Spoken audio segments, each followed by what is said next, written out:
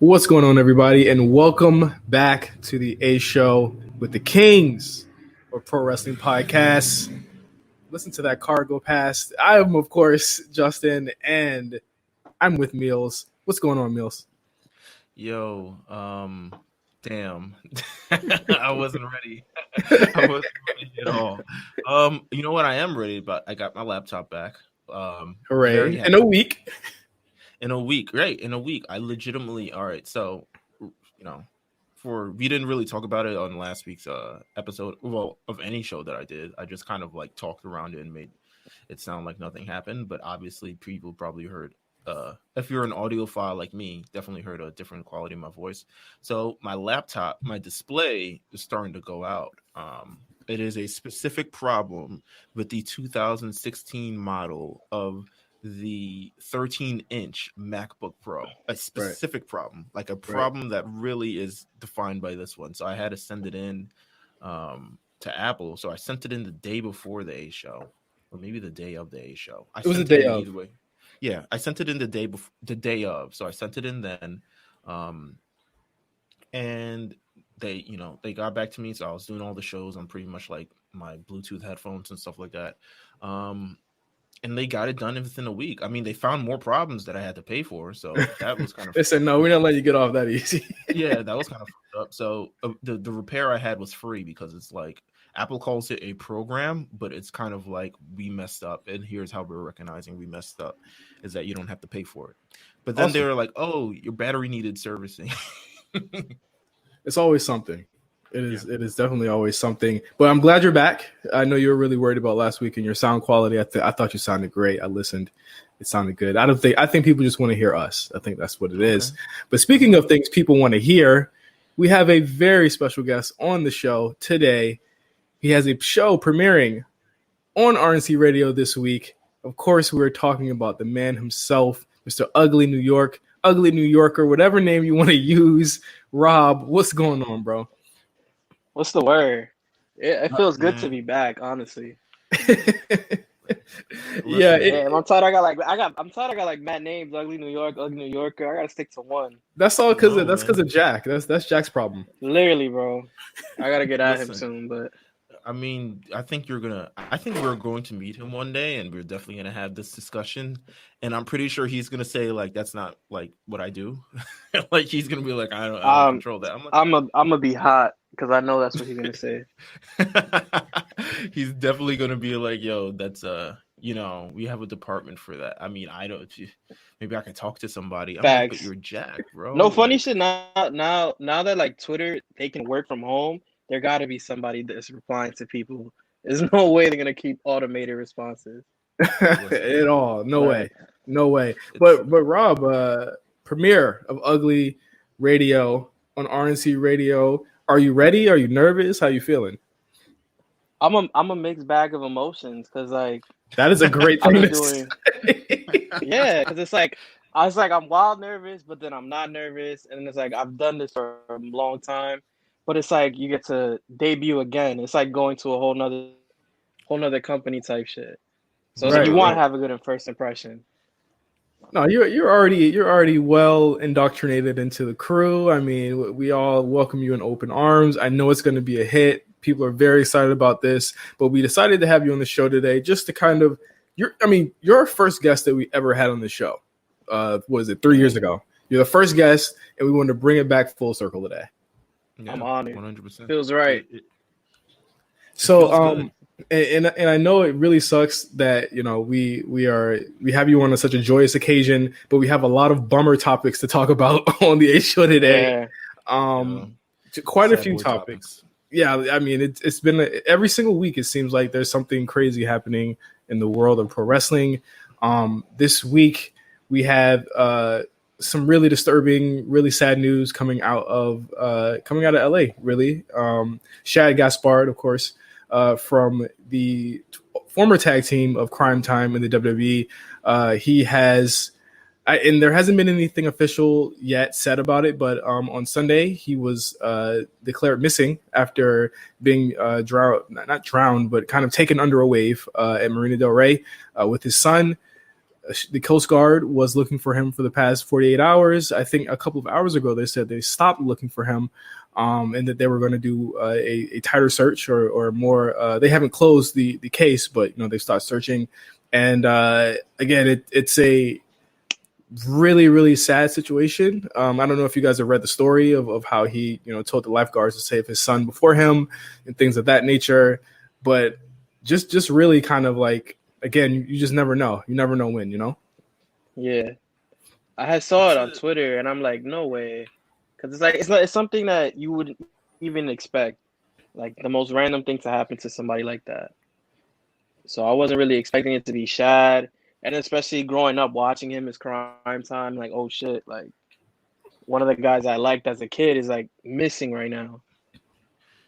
It's crazy because it you know what it heralds me to, or kind of reminds me of? It kind of reminds me of a similar situation with Kobe, with the whole like father child kind of thing, and unexpected situation that's kind of like, I don't think anyone could have predicted it happen. I mean, I legitimately see, I've been following, any news on it.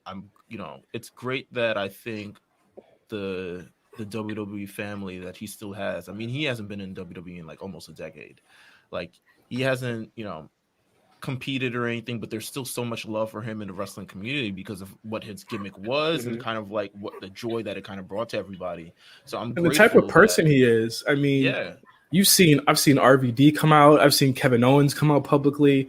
I've seen Kofi, of course, has come out publicly. MVP, everyone who's just come out and had such great words to say about Shad. You could really tell that he's one of the good ones. And, there are a lot that speaks volumes, because when, sometimes when certain people pass away, you don't hear anything.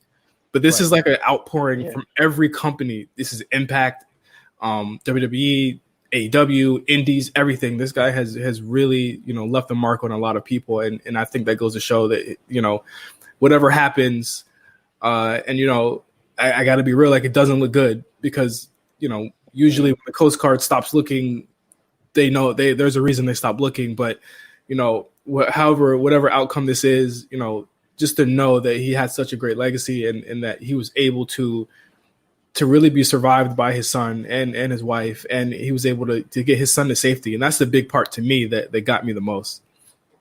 It's sad. It's like really, really sad. Yeah, it's very sad. As a like parent, and even as a kid, like I'm thinking how traumatic this must be for him. Like, the last thing you want to see is like your pops go missing or something else happens. Like that's gonna be with him forever. Like.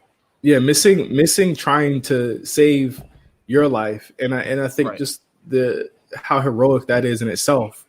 You normally get a chance to write the end of our own chapters, but if that was the chance that he had to kind of live on in that way, then I think that's super commendable. And he's just a great guy. I don't want to tone down the show too much. I wanted to start the show on this, but I just want to say, like, our thoughts and our prayers go out to Shad Gaspard's family, of course, and all of his friends who are right now going through it, and hopefully when we get an update, we'll talk about it on the A show next week. More bummer news, or is this really bummer news, or is it like, I feel like this comes up every year with the Owen Hart thing, and of course with the premiere of the Dark Side of the Ring finale that features Owen Hart's passing tonight, it is going to get really crazy. Of course, I'm going to be watching it, but of course, Owen Hart's widow, Martha, she has come out and started doing a couple of interviews about why she won't allow Owen into the WWE Hall of Fame, and her reasoning is quite interesting. Meelz, were you able to read this article this week? She did the rounds on a couple of circuits actually, and then I think the reason why. So I think everyone's been clamoring for it, including Brett. Brett himself is like, "Yo, just let him in. Like he's done a great thing. It's to remember him by. It's not necessarily something that the WWE is profiting off of or really wants. I mean, granted, they're profiting off of it. Of course, it's a company. It's a business.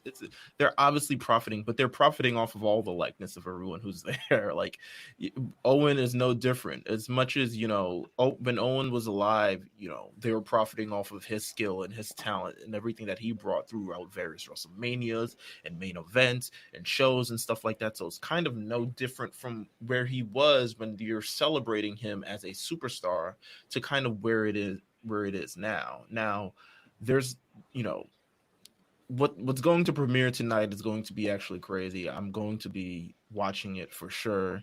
I think it's going to have a lot of conversation on the timeline because I think this is one of the other moments that kind of like transcends professional wrestling. Yeah. Like, because I remember specifically, I don't even think I was watching WWE full time like that. I think I got into it super full time legitimately after this, like right after this, like debut of Smackdown on UPN, not like the first debut, but like the second debut. I think I got into it then. And so I never actually like watched like Owen Hart in the mix of things, but I do remember all the news reports and everything of, you know, the tragic incident that happened.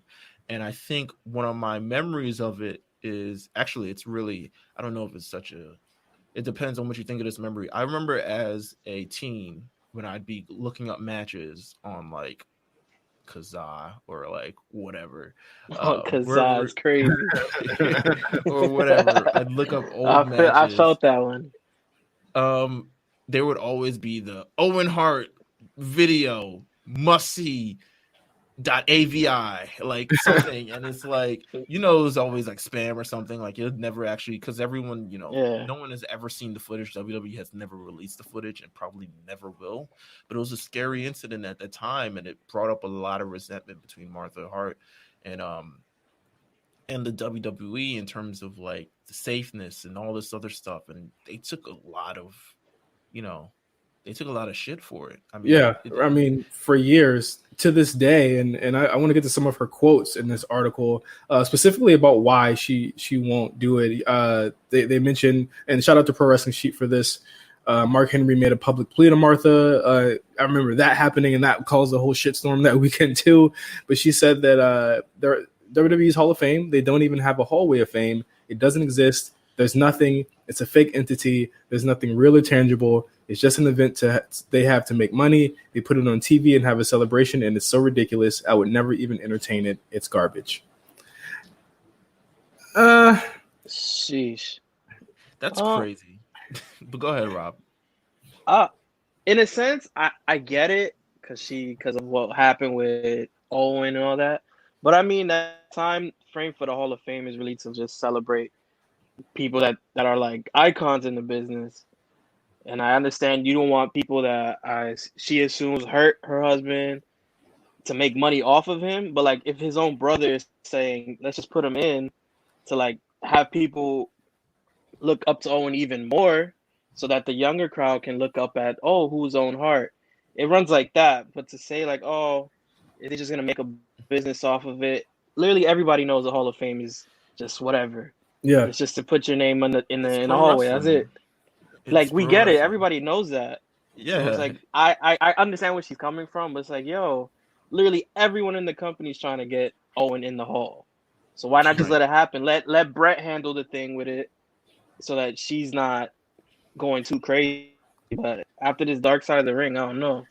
I think it's crazy she said there's not even a hallway of fame.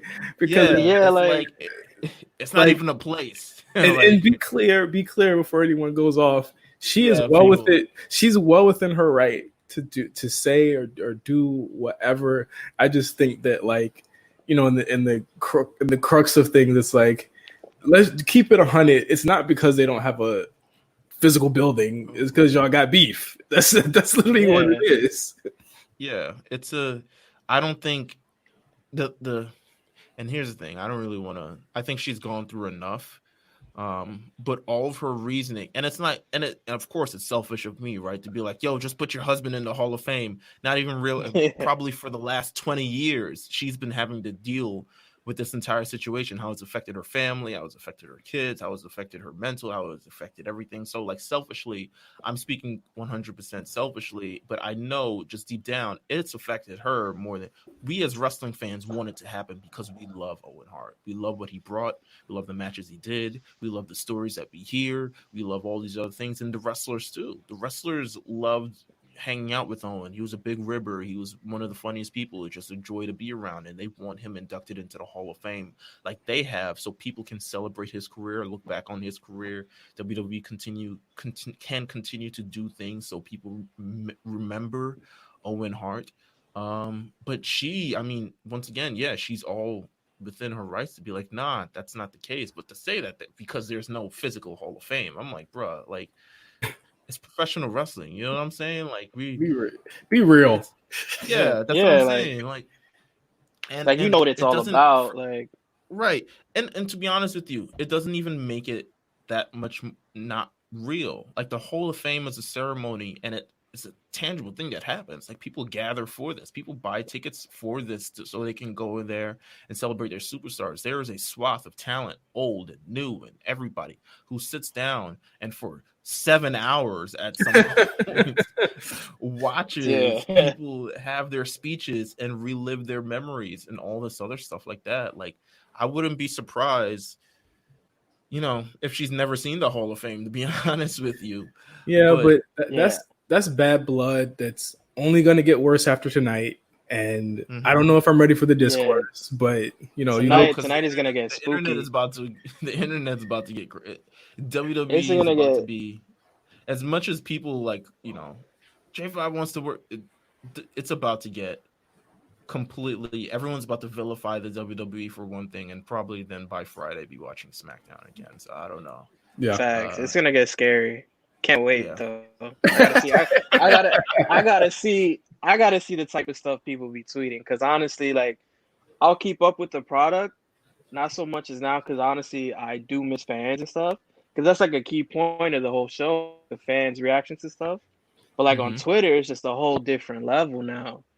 It's like now technically we got to be the audience in the crowd, and everybody letting these hot takes fly, coming up with these conspiracy theories. It's nuts, bro. Yeah, and I think, again, I don't expect too many. I expect some e-bashing in the episode, just like it was with Chris Benoit. What a season to have a footnote and a starting point. Right. is Chris Benoit and fucking Owen Hart, by the way. But I expect this to be pretty much what we've heard with some new twists on it. But trust me, a thread is about to be on Twitter literally all week. Yeah, about something that happened. I don't want to dismiss it, but it's something that happened 20 years ago, and I think WWE has learned from it so much, and have applied. Don't be a booker. I think it's it applied some. I don't think anyone has really come from. They haven't done anything similar since. They haven't really done anything. You know what? It's going to be a mixed bag of emotions, as Rob so eloquently put it at the beginning of the episode, because I think I legitimately I'm someone who I think would benefit from. I mean, I can always go back on the network, watch these Owen Hart matches, but like to hear people and have all the context and have all these things and have all the conversations, that's kind of what I want. And it sucks, but she's within her rights. Tonight's about to be crazy. Let's just see the timeline burn, and probably it won't burn. I mean, there's people who care about Raw ratings, even though it got the number one this week. Doesn't matter. Next up, we got some news on Drew Gulak. Last Saturday, it was announced, or it was noticed by a couple people, that he got moved to the alumni section, where it was promptly confirmed that he was released by the company from Pro Wrestling Sheet. However, PW Insider and a lot of other places said that he was not released, that his contract ran out, which we've seen enough of that report to go around to say that is probably the case. But no word from Drew Gulak so far. But it's been said that he is still negotiating his contract and that anything could happen. But he is currently a free agent and free to go anywhere, because when you let your contract run out, of course, as you guys know, and you're not released, you don't have a 30 to 90-day non-compete. So you're pretty much a free agent as soon as you're done.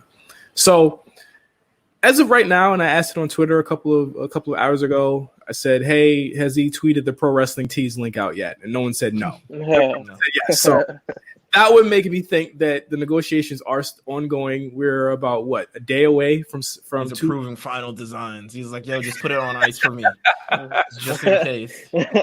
We're about 3 days away from Smackdown and about 4 days away from Double or Nothing, the AEW pay-per-view, which people think I think that there is like a 15% chance he shows up at AEW this weekend. There's just not enough time for him to show up on that show. If he shows up for AEW, it's clip for him for WWE. I'm 100% sure for it. It's not, and it's not in a sense, and it's not that I wouldn't want ultimately do what's best for you, right? But if he shows up on AEW this weekend, it's or the weekend on pay-per-view, it's 100% clip for him. I was shocked. I was like, "Yo, they let him go in the middle of Nelly versus Ludacris. Like, that's crazy." Like, I was like, "Yo, they're really trying to sweep it under the rug." But yeah, to see, I mean, he just had a match on SmackDown last week, like legitimately a great match. A great match. Yeah, that hit me from left. I was like, "This is bonkers. This is crazy. They're letting everybody go. Damn." But I think this is definitely one of those situations we'll have to wait and see, because, I mean, here's the thing. I was shocked, and I'm gonna be real. I was pissed. I think that it's fucking ridiculous that, for one, you let his contract lapse and you're not paying this dude money, even though he's fucking working with Bryan and he was at WrestleMania and he's working with like your top stars every single week. He's someone who is consistently someone who gets reactions out of all those 205 guys. You know what I'm saying? Like, he's someone that is, to me, a proven commodity, or could be a proven commodity. He works on NXT, 205. He's worked on fucking SmackDown, all of that stuff. And I think he's had great matches. He gave Bryan one of his best matches probably in years, a couple of months ago. And I think that, at the same time, it's like, yo, I know that there's a pandemic going on. I know that there's a lot of crazy shit going on, but you guys are still running shows every week. You need to know who's on your roster who doesn't have their contract renewed yet. And I think Drew needs to absolutely gouge them. And I think we saw the same thing with Oni Lorcan when he was like, "I'm out," and he was dissing Triple H. And the next week they announced he had a new contract. I think back Drew, with the ones in the air. Drew absolutely needs to gouge them and get everything it's worth, because at the end of the day, I know it might be fulfilling for homie, but I know where the money at. You know where the money at, and you're already working with Bryan. So it's like, at the end of the day, do what you got to do, get your money. I think as far as him trying to Double or Nothing, I think that it's like, I don't, someone said that he might show up there. I was like, but that's the thing. Like, usually when someone goes there, they've already blacked out their AVI and had the Pro Wrestling Tees link and all that other shit. Like, he hasn't done any of that stuff. He hasn't said anything. He's still promoting WWE.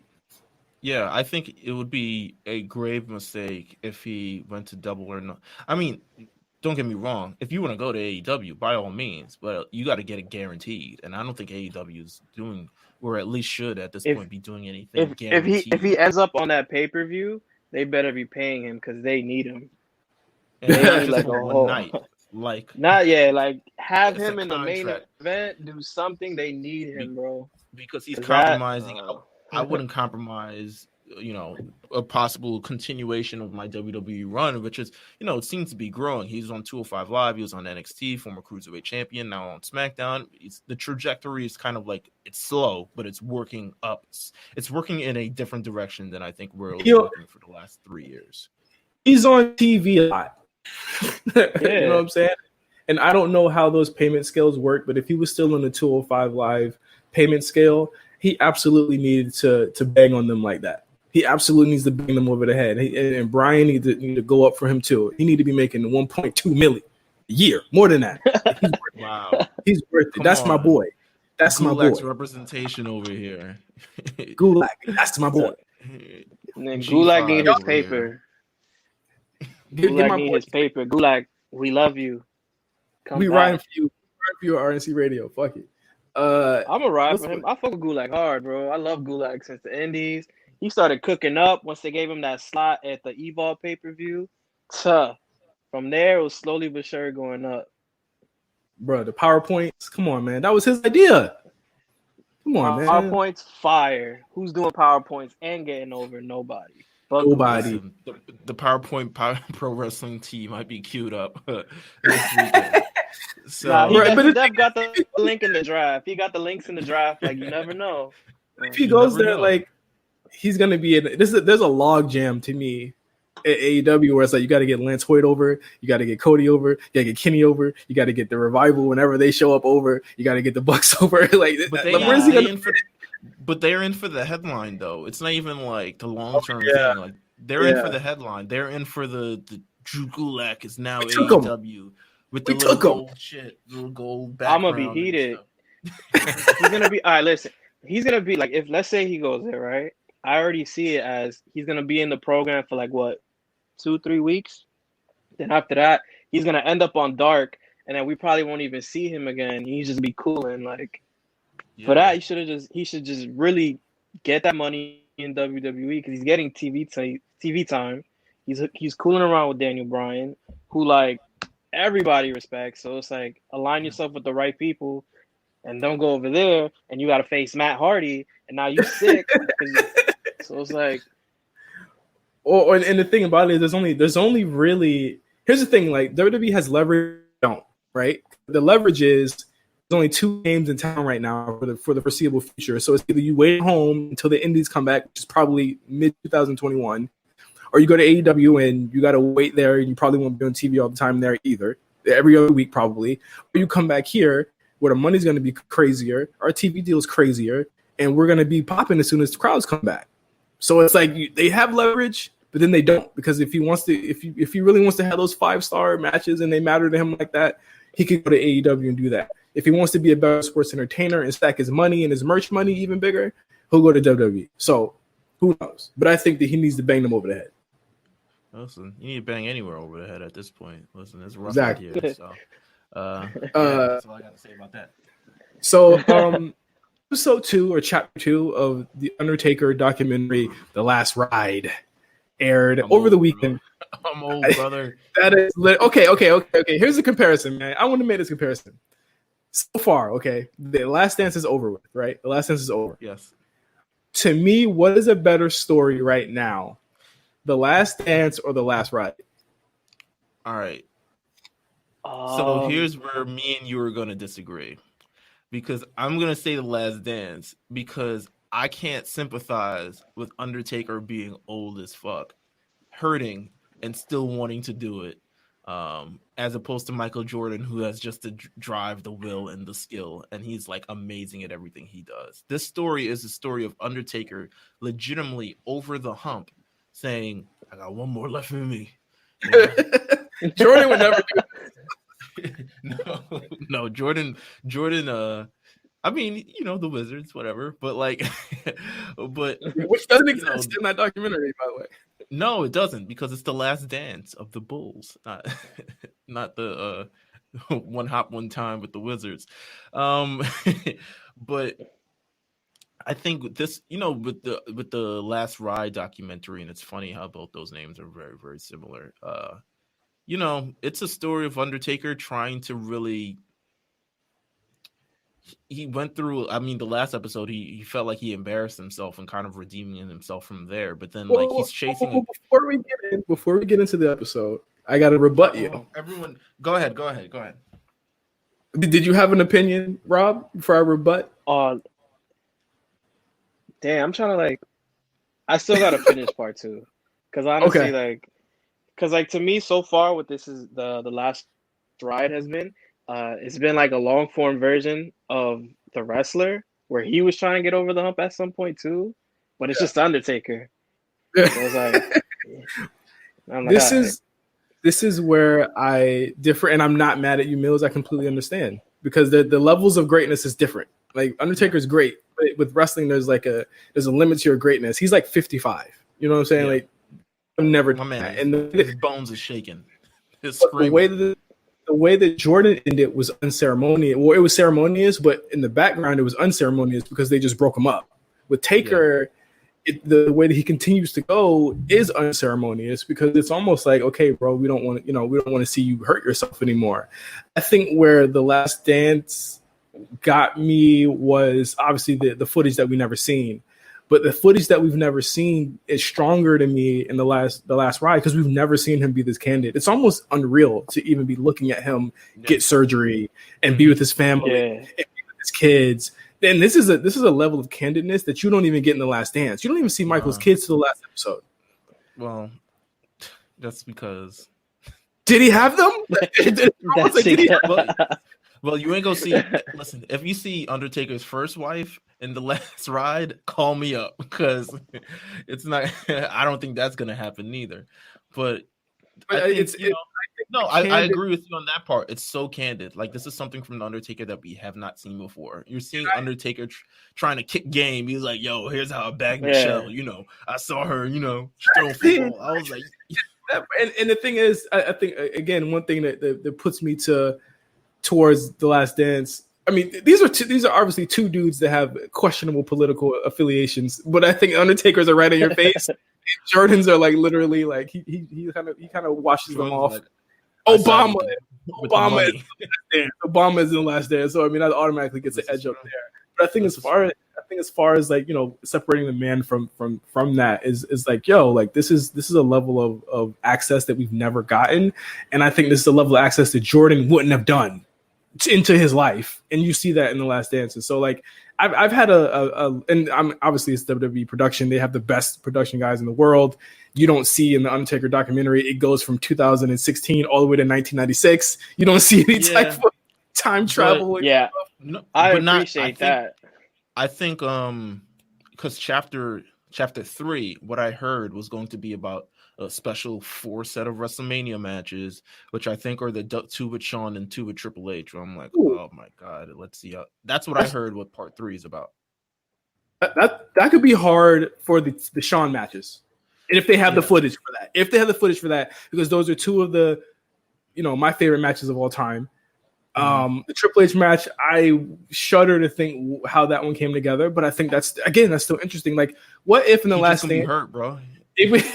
But it would still be like I want to know what went through his head when he did that flip over the top rope and landed on his neck.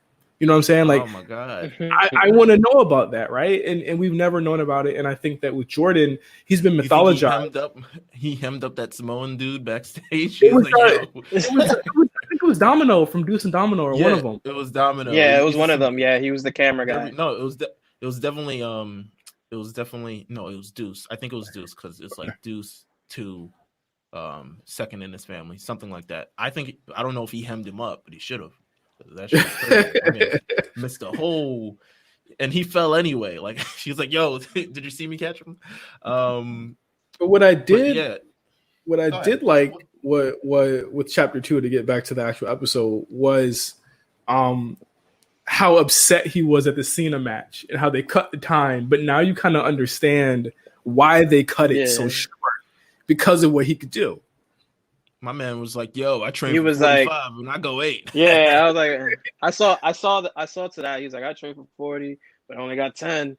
And he wanted to go more, but like, I get it. Like, and I was just like, coming bro, off who's of letting this. you go 45?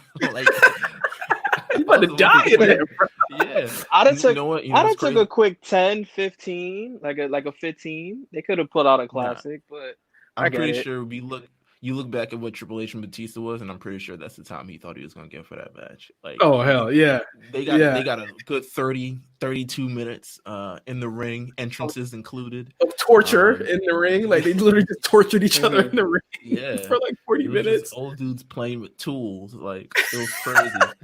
I feel about the Vince McMahon Undertaker segment where they and again, when I talk about candidness, you see a relationship here that. I hate to keep comparing it to The Last Dance, but because they air so close to each other, you got to compare them. That relationship is very close and it's very personal and emotional. And you saw both of them get emotional. I couldn't believe what I was saying. I thought it was really interesting because like you see Taker is a man that will walk off a cliff for Vince McMahon, and the same for Vince to Taker. But but again, it's like Vince is the one who's trotting him out to do this every single year. It's a weird dichotomy. What was the question asked where Vince McMahon was like, "No, I'm not." What does asked him? Yeah. What does Undertaker mean to the WWE? Oh my God! And Vince was like, "Cut it!" Started weeping. Cut it. Cut it.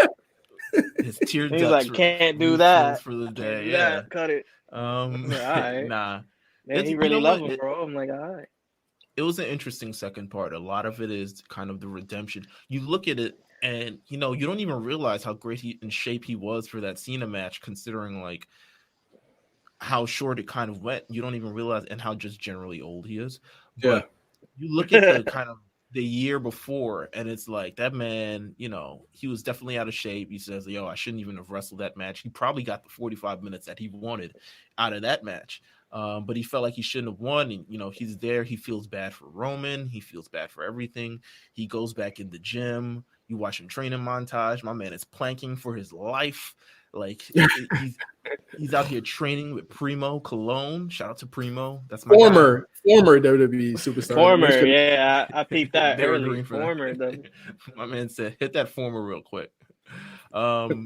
But he was training with him, managed this. And then you got a lot of backstory of Michelle, too. I think Michelle, and kind of being the Rock and always being his support system there, I thought it was, it was a good touch as someone kind of like being there for him. They're having the conversation of like, oh, how did they first met? How did they first get along with each other? What it means to always support him. He's like, she's ride or die, right? Yeah. 100%. Yeah, definitely. Through that whole hip surgery. He had that hip surgery. He's like, I feel good. And then Michelle's like, he's going to want one more match. And then he's going to think, like, I can do another match. And Undertaker over in the corner, like she does not sound like that, Meelz. What are you talking about? Yes, she does. 100%. She was like, that's my Michelle McCool voice. And then Undertaker's like, do you see Undertaker rolling his eyes? Like, yeah, come on. I'm about to test his hip out for a ride. Come on. Like, she's afraid of, because of how good he felt after that hip surgery, that he's going to do something reckless. And he probably was. And he was until they slowed his ass down. But I got to say, go ahead. No, I was going to say until WrestleMania. What was the Shane McMahon? Was the Shane McMahon one before the Roman Reigns one? Yes. Yeah, it was. Okay. All right. Never mind then. I'm bugging. But I think 2 episodes in, I think we get a break after this third one until like June, like mid-June, I think I want to say.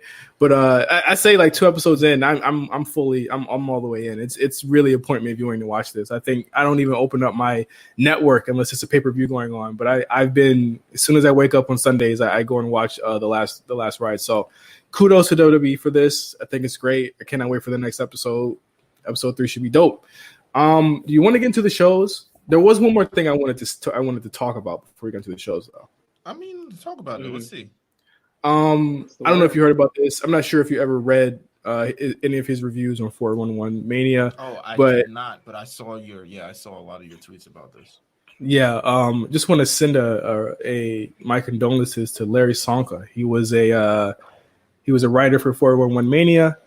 I remember reading him all the way back in 2004, old ROH reviews. He kind of guided my viewing of independent wrestling all the way up. I read his recaps every single week. I was a huge supporter of his articles. I went by his scores, and a lot of times they lined up with mine. So I got to say that he was influential, and it's crazy how someone that you don't know, you've never spoke to in your life, can be that influential in what you view and what you do. I wouldn't be doing this if I really hadn't read his reviews and decided to continue going on with this as a hobby and something I watch. So for anybody that doesn't know who he is, check his reviews out. I beg you, like, go check out his old work. It's all there on 411mania.com/wrestling. Check him out, Larry Sonka, a pretty dope dude. So yeah, rest in peace to him. But let's get into SmackDown. Who watched it? I'm gonna come clean. I'm gonna be real. I haven't sat and watched SmackDown in so long. Like, I watched like YouTube highlights, but like it's not really watching it. And then I saw the whole Otis stuff. Shout out to Godis, but it's like Godis. Shout out to Armand. It's like I'm cool at the same time. Like, I don't think I'm missing anything. No, I I tuned out of SmackDown this week. I think I saw legitimately from the opening segment when I saw that they planned this tag team match against the Miz, and there was like teasing a little, like, oh, Braun Strowman's gonna be. I was like, all right, I'm not like, nah. All right, that's what kills me. They were teasing a tag team match, like Otis isn't already in a tag team. Who's gonna be his partner? He's not. What are you talking about? He already dipped on Tuck, huh? Yeah, Tucker's at home, bro. He's doing his LinkedIn. Bullshit. This is Tuck. Damn, Tuck. Tuck's supposed to be the partner. They said they have other plans. I mean, Bruce Tuck really about to show up on Saturday at the ladder match. Listen, Tuck out here, he about to be tag teaming with Riddy Mo, man. That's all I'm saying. Like he about to be a strong nobody because of the big friggin' orbit this motherfucker. Hey, come on, chill out. I thought SmackDown was okay. It was kind of buoyed by one match, and that was Bryan versus Gulak Part 2. For the IC title tournament match. Of course, Bryan won that match, and little did we know what was really like what was really going on with that. But I thought a lot of storyline stuff happened there. I want to specifically talk about the Charlotte Bayley Sasha segment that everyone's talking about, where we're getting a lot with the actual Bayley Sasha stuff, and now that Becky's gone, so to speak, they're literally the last three left, and I thought it was cool to have them all in the same ring on Friday. Yeah, it's crazy. I mean, and they're gonna be getting the same ring in a sense this Friday because Charlotte goes up against Bayley. But I think it was a great moment, great revisiting this. They're doing something. I like how they didn't immediately go back to Sasha versus Charlotte too crazy yet, because that's always there. But they definitely went hard on Charlotte versus Bayley, and I'm interested in what they're doing with actual Charlotte. Charlotte seems to be, I think they're kind of injecting her into situations, hoping that we get a lot more from it. Like she was on Raw, earlier this week. She goes up against, or maybe we'll talk about it later in the show. She was on Raw this week, and she's doing a lot of work with like the Liv Morgans and this, the Ruby Riots. She's on, NXT. She's working with Io Shirai. She's working with Mia Yim, etc. Like that. She comes. She's like, I'm not saying that she's doing a favor for Bayley. I mean, Bayley, we just hung her shit in the rafters last week. Yeah, Goatly. Shout out to Bayley. We love you. Yeah, I don't want to say she's doing a favor, but she is kind of doing a favor for the show, because quite honestly, like what else would we have rather seen interrupt Bayley? Charlotte put it on for all three brands right now. Yeah, she put it on. She's like, listen, I got a pantsuit for every brand, bro. But nobody wants to see Charlotte. Everyone's very upset with her being on all shows. Really? Yeah. Really? It doesn't bother me. I mean, she said it in an interview after she won the title, no? Like, I'm going to be on all three shows. So it's like, she kept her promise. It hasn't been bad.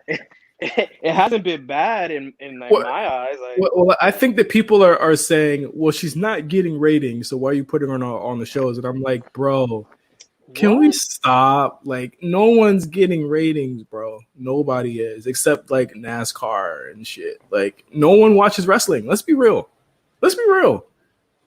Am I wrong? Right? Yeah, except us. Nobody's watching wrestling. Yeah. Well, listen, I'm not gonna say all that, but I don't want to admit it. But you don't want to admit that you watch wrestling? No. I don't want to admit that no one watches wrestling. It's true. No, I'm not gonna admit it. But it's true. But I think Charlotte, she enhances any brand that she owns, and I think it's clear. I think it's clear from the work that she's done on NXT. I think it's clear from there's a different air when she's facing somebody on Monday Night Raw. Like, you see the matches they normally have on SmackDown and Raw, and it's a different type of energy when Charlotte Flair comes on and she's having a match.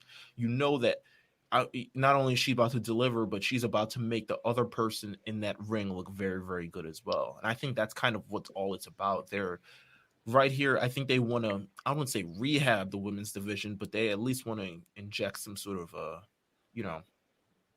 life into it. It's been kind of like dormant for a while, and Bayley is just beating everybody. I think this is really something they can stall for 2 weeks for this taping, so they can try to figure out what they're going to do the next taping. That's kind of really what it is to me, because there's not much to do over on SmackDown. There aren't any new stars on SmackDown. Bayley has beat them all, and if she hasn't beaten them yet, she's beating everyone. But she's beating them all. She's beating them all. I mean, unless she starts facing the guys, yeah, it's crazy. Unless Santina Morella comes back, like it's a wrap. I thought the segment was great. I thought it was a great, look at. I thought it was great from a outside perspective. Someone who is, when people listen to, that's why Charlotte is there, that people actually listen to them, kind of giving her perspective on what she sees. And it may even make Sasha herself kind of really believe it a lot more. Everyone else, you could say like, oh, they're hating on Bayley. Like they're hating on our relationship because they're not champions and they're not there. But Charlotte's the champion. Charlotte is the queen. Charlotte is someone who is went up and down the roads with you guys. So her opinion is valid in this moment. And I think once, Sasha Banks sees that, it starts to hit a little bit harder for her. Segment was a home run. How do you guys feel about Sasha going face? Because I think that's in our future, imminently. Less than a year of being a heel, but she looks like she's going back face again. I think we haven't got the full run of her as a heel in terms of like what she could really, really, really do, especially considering she was a face for most of her main roster career. So I don't know if we've got what we really, really, really could get out of this, but you know what? I don't mind her as a face, to be honest with you. Yeah, I don't mind it either. They could probably just stretch it a little more. But it was always gonna happen the way this was set up. She was always gonna turn face at some point. Yeah, absolutely. Right now they should just they should just cool it out a little bit, let it go a little bit longer, and then do the whole turn. We the end of SmackDown, rushing through this because it was largely like, other than those two segments, a nothing show. But largely nothing. But I mean, we did get a tease. We did get a tease at the end of the Braun Otis and the Miz and Morrison match of Otis potentially using the briefcase on him. How long are they going to go on with this? And when is the Fiend coming? Because we know that that's about to happen. But what do you guys think between the three of these guys here? This is a very weird world championship orbit right now with Fiend, Otis, and Braun Strowman when you have a roster that has Daniel Bryan on it. Yo, Braun Strowman loves the big guys. I mean, not Braun Strowman. Bruce Pritchard loves the big guys. Don't let it fool you, Vince McMahon. All these guys, it's a weird orbit, but it's certainly something that we've never seen before. So it could present a new kind of feeling of how we feel on it. Not me though, because I hate Otis. But... Oh my god, you're the only person that does not like him. Yeah. It's a cross I have to bear, but it's an interesting kind of deal. I like the little tease. I like the fact that they bring out Mandy. I was like, oh wow, this could end up being heelish in some sort of way, underhanded. Like he's using her as eye candy, and then he ends up winning the entire thing. Who knows? Maybe she influences him. She's like, yo, you got to get the. I was about to say get the strap, but let's not do that. Whoa! You gotta get the championship. You gotta get the championship. You gotta do what it takes. You gotta be. But before they do that, I mean, they have to still get over Sonya and Ziggler this Friday on SmackDown. Yay! Is Braun on Backlash yet? No, not yet. They haven't. I don't think that. I foresee the Fiend coming back this week. And that being set up because we're 3 weeks out and they got to start pushing that. So we'll probably get Fiend Braun and I need Fiend time again because their match at the last pay-per-view wasn't that bad. So it was hard. It actually worked out. Yeah, shout out to Bray. He did it in the Banana Republic. He did it. So you already know. Because I'm not on Otis time either. So come on, guys! I'm the only person. Right? I'm not. I was like, bro, if you only saw my face when he won, I was like, all right. It was creative in a sense. I was like, all right, what are they gonna do? Y'all some haters, bruh. On to Monday Night Raw, a weird show that was largely, I think, buoyed by storylines. There's a lot of storylines this Monday. It was like a restructuring show. It was like Yeah. They shifted a lot of things around. They introduced a lot of new things. They, had some old things, new things, red, blue things. The short matches is what they had. A lot of short matches. How do you feel about that? I'm not a fan. I think that Raw, like we've always said, Raw will at least give us a 15, 20-minute match a week, and it looked like SmackDown was the one that gave us that with Brian Gulak last week. And I'm like, I don't think that the in-ring is strong enough to hold that up this week on SmackDown. But I mean, I'm not clamoring for another Buddy Murphy, Aleister Black match, but I thought that Buddy and Humberto went way too short for what it was. Listen, Buddy working twice. Good for him, man. Charlotte beating Ruby in like 3 minutes. R-Truth getting beat in like 3 minutes. The tag championship match was 3 minutes. Everything was 3 minutes this week. Yeah. I mean, so here's the thing. I'm not mad at it. I think we always should get a great match in the middle of these things. But then it's also, I think they're trying something out, because sometimes these long matches during these shows, especially some of these matches that you've seen before, yeah, you super tune out. Like, I'm not really trying to see Iconics and what was it, Bliss Bake Candy Bliss Cake? Cross. Bliss Bake Candy Cake. I'm not really trying to see them go 15 again after just going, a match last week. So I'm really not trying to see them go so many times. But I think if we're able to get one solid, I think this show at least itself was like, okay, we're setting up for Backlash. The matches aren't maybe as important on this show. Let's get everything in the picture. I mean, first of all, Justin, how did you feel about the groundbreaking second part of the greatest match that could ever happen challenge between Randy and Edge that legitimately closed last week and opened this week? I'm standing by it. I said it last week. This is Edge trolling the IWC. This is literally Edge saying, y'all didn't like my match? All right, bet.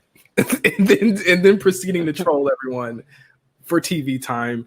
I love it. Lean into it. I'm all for it. I think there's going to be a swerve, though. I think this is definitely going to, because my thing is this. I feel like Edge is like, you didn't like it at 40? What about at 60? He's going to do it. Nah.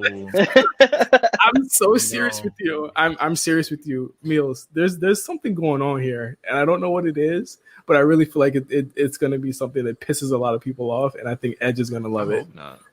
Good Lord, I hope not. Nah, I was fine with Money in the Bank ending at like 10:15, like 10:30. Oh no, I was good on that. You're getting all of it. Both brands are on this, so yeah, that's true. You're definitely getting some matches, bro. Yeah, you gotta get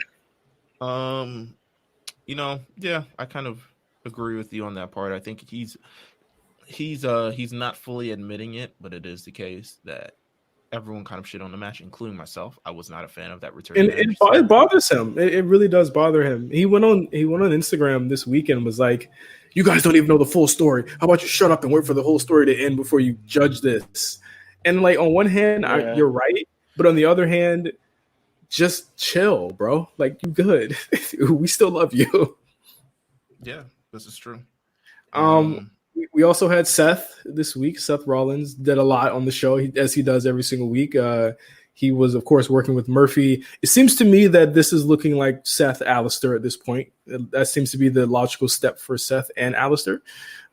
He got a new and there was in Heyman fashion, there were intertwining storylines. So you had the stable that doesn't have a name with Zelina, Andrade, and Austin Theory, and who's the last guy? There's so many A's. It's who's the last guy? I forgot his name. How did I forget his name? No, Austin Theory, Andrade. Austin Theory, Andrade, and Garza. Garza, sorry, and Angel. What I completely blanked up Angel. I'm so sorry, but they excommunicated Austin from the group this week, and then he quickly kicked his ass. They beat the brakes off him. They beat that white boy up for about 5 minutes on screen. Let me tell you, I had popcorn. I was eating it heavily at that point. I bet Heyman told him that too. Probably told him beat that white boy's ass on screen. Like there was a part where Andrade threw a chair at him when he was on the ground. Just cause, man. Rob, why you do that, bro? Why you do that, Rob? I had to do what I gotta do, bro. He was holding the title up, thinking he hot shit. No, sir. No, sir. What did you guys feel about that intertwining story with Austin being put out of that and put into really the more like Triple H-esque of the factions here with Seth Rollins here? They're kind of positioning Austin to me to be like the next Randy Orton in a lot of ways. Yeah, I love it. It's looking that way. I think he's a lot more. I think people have a lot more hope in him than they do in Buddy, which is wild because Buddy's one hell of a worker. But I think Austin Theory has such the prototypical WWE look that you kind of associate it, Austin Theory with Star a lot quicker than you do with Buddy Murphy. Mm-hmm. But I like the fact that they transitioned him. They made sense. They carried it over a number of weeks. They've been having problems. He's at his lowest point. Seth, who loves to take advantage of people at their lowest point, shows up, picks him up, and now he's part of the faction. Now he will be, hit with the black mass on a weekly basis, and maybe Buddy Murphy's jaw can take a break for a couple of weeks. Yeah, I think. I'm not sure they don't see anything with Buddy. I think he's been positioned for all of 2020 in a really good way on Raw. I think with Buddy, it's like it's a question of what's the highest belt he'll get. With Austin Theory, it's a question of when he'll get the world title. I think with Buddy, you know what? I'm going to disagree because I don't think there's really any direction. But I think Buddy's a good hand in this, and he'll have great matches, and he's someone great to work with. But I don't know if they have any foreseeable future plans with him. Like you can see with Austin Theory, where it's like, oh, Star, like immediately. So Buddy would be the new Cesaro then. Yeah, I would say. Yeah, so. I could see that. I could see just because Buddy is gonna. No, you go. Nah, I haven't seen them push anything in a kind of direction. There's been no real direction. It's just been like he's here alongside him. Even when the AOP was in there, it was like maybe they'll get the tag team titles eventually, even though they didn't, which was weird as fuck. But yeah, it was there's no direction. So the verdict is still out on Buddy, on Murphy rather, in my opinion. Yeah, I feel like he's playing that role though. He's just a disciple, so he has to be like that secondhand guy. So that's when the Austin Theory comes in because obviously Seth is on his way out. He got to go be a dad. So the next man up most likely would probably be Theory. And in that respect, they could start setting up where he and Buddy aren't really seeing eye to eye. Right. So then you set up something for Buddy at the long run. And so for right now, Seth is in command. So once Seth starts to go and be a dad, that's when we get that Buddy Theory conflicts. And then we see how it goes from there. Yeah, because I think if there's it's literally evolution over again, honestly. Yeah. And the thing is, like, why are you saying that right now, Meelz? Guess who blew up on Evolution bigger than people thought, and that was Batista. And remember, like it was supposed to be Orton. Batista is huge and has muscles, bro. Hey man, it's a different world. And Austin Theory isn't huge either, though. He's like a short dude. Yeah, but he's got the WWE look. Like it's so, especially for the prototype of what it's been for the last 20 years. Like he's got the WWE look. He looks like he's this generation's answer to Randy Orton. Like that's how you're supposed to feel about him just by looking at him. So it's kind of a little bit different. Buddy Murphy is I wouldn't even say the stink, but he's just like he got the stink of being an amazing wrestler. Like he doesn't have the stink of being like a larger than life guy. He's like, damn, that guy can go. Well, Buddy need to make sure to keep snitching on Austin for being at the beach. Oh yeah, listen, make sure. Let him know. Keep him in line. Keep snitching. I want to ask you guys a question. Yeah. Regarding the women on Monday Night Raw, do you feel like Heyman has been handling the women on Raw? I could say the same about Bruce on SmackDown. But do you feel like the women's general handling on Raw has been, good outside of maybe Asuka? There are multiple women's storylines on Raw. Yeah, it's like all air. Multiple. I can't tell you what the storyline is other than Bayley, Sasha, and now Charlotte on SmackDown. I think this week, other than Asuka, which I thought they had really good segments too. I thought they had really funny segments, and I thought you saw it's a natural face progression for Asuka, and I guess we'll talk about that in a little bit in a few. But you have Liv on the outskirts there. You have Shayna and Natty now starting something, and I think that we were worried about Shayna, but it seems to me that they're not going to put her right in there. They're going to have her and Natty go until it's time for Shayna to get back into the picture, and I think that makes sense to give her another storyline to show her range. And again, you still have Bianca waiting. You still have whatever they want to do with Ruby Riott. Charlotte is still technically on this show. Like they still have all these people on the show. So yeah, I think that, other than a couple of weeks, I hate to say those two things at once, 2 less than stellar weeks on Raw. I think the women really shined on this week's episode. All right. Just asking. Okay. Just asking. Forgot to mention that Apollo Crews came back this week. All right. So here's the thing. Wasn't he hurt? He was hurt. Like Fake hurt. Fake hurt. Fake hurt. He was never in the match that they planned a month ago. Even though they spent like 3 weeks preparing him. You know what? He's got some good hunger. He's got some good fire under him. I'm still in the vein of I gotta see it to believe it type of deal. I gotta see where they go with him to believe that he is the star that they want us to believe that he can be. But it's a good direction thus far. He's got a lot of, this is what we were talking about when he was injured, right? When they pulled him back, it was like, obviously they're long-terming him with Andrade, and it's going to build up to that match. Yep. So, it's going to have the match. It's presumably Backlash, maybe. Yeah. And, he's just going to be guy. I didn't like how Kevin was another guy. Kevin just showed up and was like, yo, I'm hosting the show. I think he's still hurt. I think he's still a little hurt. Also the tag team partner. He might be. Yeah, he was on the apron most of that match. He didn't do too much during the match. I think they want to keep him less. He wasn't wilding out. Let's just say that. So, I would say that give him a couple of weeks and we'll see what his direction is. He has a lot of ways he can go on Raw too. So I think that's going to be cool. The Iconics thing. Were you freaking out? Is everyone's freaking out about this? The Iconics snapping during the tag team title match, getting a DQ, and then Billy slapping Peyton, and then them hugging it out. People saying, "Why are you breaking them up?" I didn't see that. That's not the vibe I got from that at all. No, I don't think that's the case at all. I saw it. I'm like, all right, but I don't think they should break up at all. If there's a team not to break up, it's them. Like they just work perfectly. Like they need each other. I don't know what the slap was about. I'm trying to see. It might happen next week, to be honest with you. That's how I feel like it's going to happen. It might happen next week. I don't know what the slap was about. I'm more interested in them than I have ever been after this week. Slap? Yeah. Because of Billy Kay not dealing with Payne Royce's shit. No, I don't know.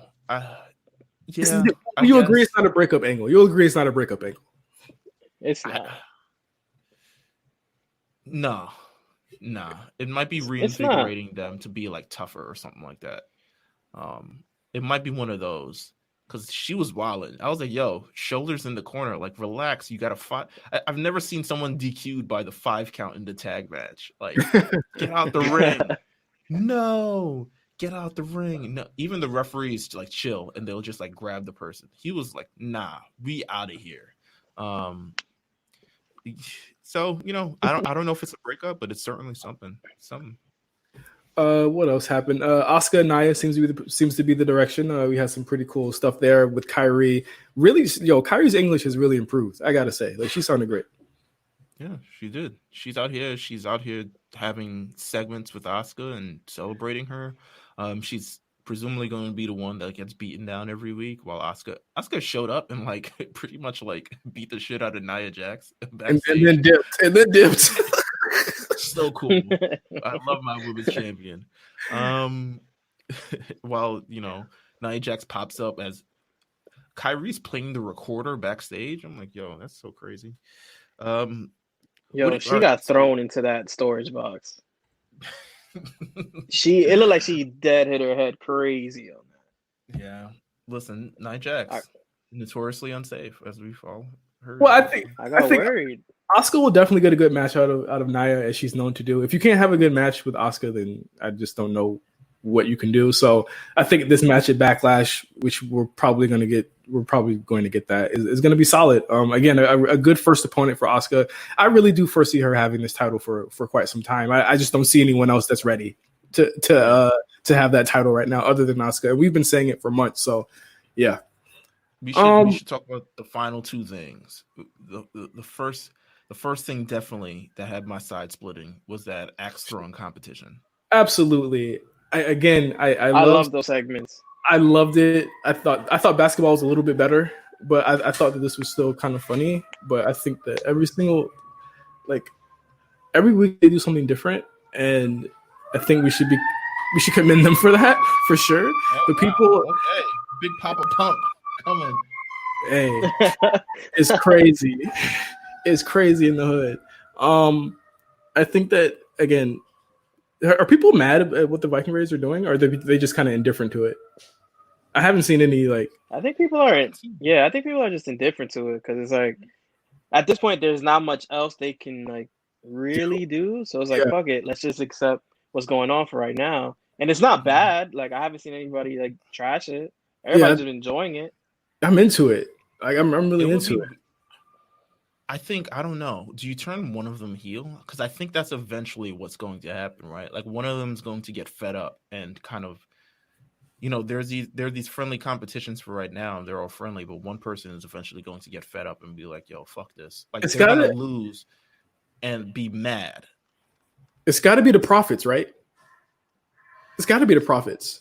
I don't know. I think with that, there's a reason why Bianca hasn't been back. And that would be your way for them to cheat a win, right? Yeah. The only way I could see it is that Bianca was the one who told them y'all keep getting your asses beat by the Raiders, that you got to step it up. And then her being the one that kind of she kind of plays the sensational Sherry of the group. I think they're doing what they're supposed to do, which is being really good and getting both of these teams over and adding a little bit of character to the Viking Raiders, which I think is. They need more than just being Vikings. Yeah. I think the last thing you want to talk about was main event, right? Yeah. Let me tell you, I was not looking forward to it, and it ended up being better than I thought. Not going to lie to you. That's 40% of all Baron Corbin matches, except for one on Friday, where no matter how good it could have been, you just didn't care. Three commercial breaks on that one, by the way. I couldn't believe it. But let me just say, I thought I think Drew's carrying it very well. I'm coming around. Let's just say that. Yeah, I'm coming around. The less he says, I think that's the key there. I think that they had a great match, but I'm really excited for is Bobby Lashley and Drew McIntyre at Backlash, just announced today. Listen, they had a banger in Impact Wrestling. If they do that again, and I think they're better than what they were, this is going to be a really, really cool match to watch out for, and I'm going to be really excited to watch it. Premature in terms of could this be a very positive direction for Bobby? Do you think, listen, do we want to test the waters with BOBBY as CHAMP? What better time than now? What better time than now? Or at least put him in that. Now. Yeah, put him in that orbit. I don't think Drew drops it until earliest SummerSlam, latest Survivor Series. He's gonna have that for a while. Yeah, it looks like it. But I think it's a great program. I think it's something that we haven't seen before, especially a championship program between two superstars who never really. I mean, Drew, this is his first championship run, and Bobby has never really been in the championship picture. So it's kind of a fresh sort of take, and it's a different kind of spotlight on Bobby. He's usually the undercard. He's usually and it's not even the undercard. He's middling in the undercard, matches no one wants to see, like Bobby versus Sammy, or Bobby versus Rusev, or Bobby versus the nobody. And, he's having these matches with him, but now this is a match that people are forced to, well, I don't know about force, but you're supposed to pay attention to. And that's it's about time. That's all I can say. Yeah. And it again, I like MVP as a mouthpiece. He's a really talker, man. And Bobby needs a really good talker. Lana is not it. as far as like speaking up for him. This is more or less setting up. All she did was yell, no? Yeah, She they just cut the yelled, camera to her. throwing shit in the back. Like, yeah, I was just like, all right. she's out of here. I think this is a she's on the way soft. out. Yeah, this is a soft exit from Lana, and you know, if this is the end for her, then what a career! What a career for her! Yeah, what a career! But what a career and what a show! That was Raw, and that was the A Show coming to the end, wrapping up right now for this week. Thank you so much, Rob, for joining us on the show. Of course, Ugly Radio this Thursday on RNC Radio. We're ready. It's time. We're ready. It's like, you ever been on public transport and you always want to know what the person was listening to? That's what the show is. That's deep. What the show is.